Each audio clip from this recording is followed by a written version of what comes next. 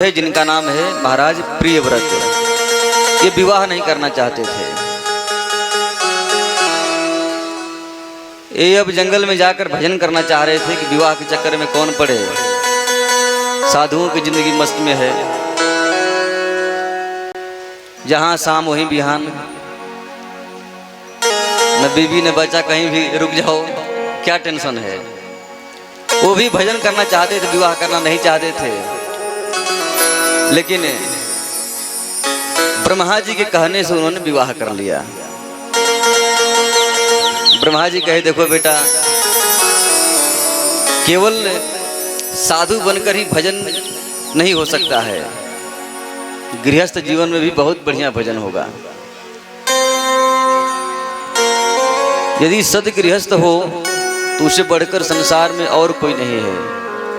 जिनके घर में प्रतिदिन आरती हो रही हो, जिनके घर में प्रतिदिन भगवान के भोग लगाकर प्रसाद पाया जा रहा हो, जिसके घर में संत महात्मा के आना जाना लगा हुआ है, तो वो गृहस्थ वास्तव में बड़े भाग्यशाली हैं। और वो गृहस्थ ब्रह्मचारी से भी श्रेष्ठ हैं। वो गृहस्थ महात्माओं से भी श्रेष्ठ हैं। क्यों? क्योंकि हम लोग कितना भी कहीं भी घूम लें, भोजन करने तो गृहस्थों के यहाँ ही जाना पड़ेगा। साधुओं का जो आश्रय है वो गृहस्थ ही हैं। इतना बड़ा पंडाल लगा है, इतनी खूब सुंदर आयोजन हो रहा है, ये कौन कर रहा है? गृहस्थ लोग ही कर रहे हैं। हम लोग कहाँ से कर पाएंगे? बाबा जी के पास क्या है? हम लोग ब्रह्मचारी, हम लोग पास क्या है? कुछ नहीं है। इसलिए गृहस्थ आश्रम सबसे श्रेष्ठ बताया गया है। लेकिन जो श्रेष्ठ होता है उसका दायित्व भी बहुत अधिक बढ़ जाता है। तो आप लोग श्रेष्ठ हैं, तो श्रेष्ठ होने के नाते आपका कर्तव्य भी अधिक बढ़ जाता है। आपका कर्तव्य है, आपके दरवाजे पर यदि कोई भी चले जाए उसको खाली हाथ नहीं लौटाना चाहिए। घर में प्रतिदिन एक साथ सभी परिवार मिलकर भगवान का कीर्तन करना चाहिए, भजन गाना चाहिए। वही वस्तु स्वीकार करना चाहिए जिनको हमारे कन्हैया ने स्वीकार किया है। जो राम का नहीं सो कोई काम का नहीं। जाके प्रिय न राम वैदेही तजिए ताहि कोटि वैरी सम यद्यपि परम स्नेही। जो भगवान का नहीं है वो हमारा कभी नहीं हो सकता है, और जो भगवान का है वही मेरा सच्चा है। ब्रह्मा जी ने बड़ी सुंदर बात समझाई। अब ब्रह्मा जी ने कहा कि आप विवाह कर लीजिए। उन्होंने विवाह किया। एक दिन की बात है,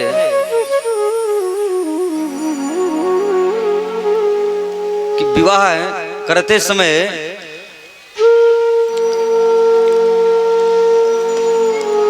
बोले भक्त वत्सल भगवान की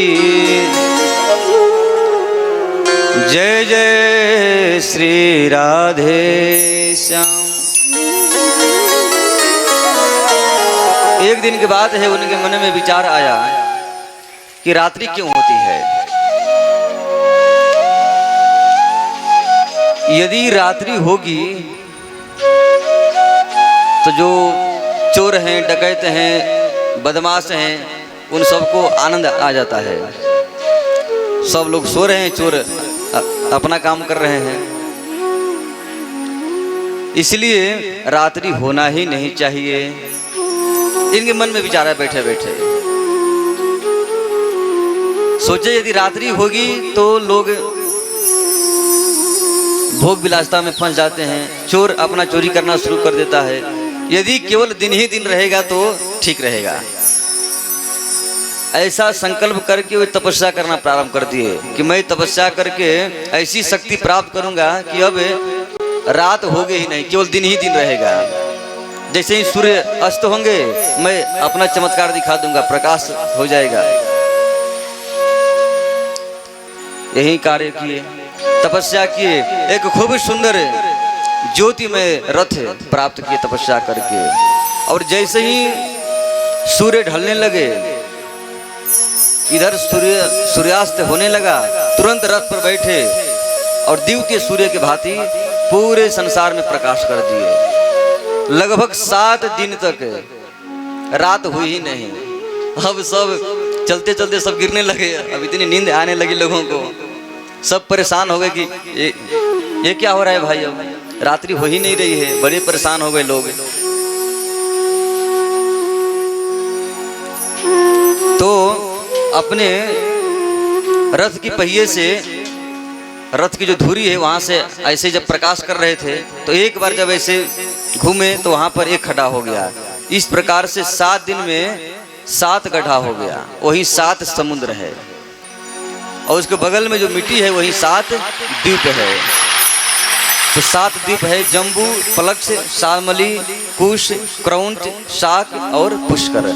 ये 7 द्वीप है और 7 समुद्र है। खारे जल का समुद्र, ईख के रस का समुद्र, मदिरा के समुद्र, घी का समुद्र, दूध का समुद्र, मट्ठा का समुद्र और मीठा जल का समुद्र। ये 7 समुद्र है। अभी तक केवल हम लोगों को खारे जल का ही समुद्र प्राप्त हुआ है, यानी 6 समुद्र नहीं प्राप्त हुआ है। इसलिए पूरा संसार भारतवर्ष में है।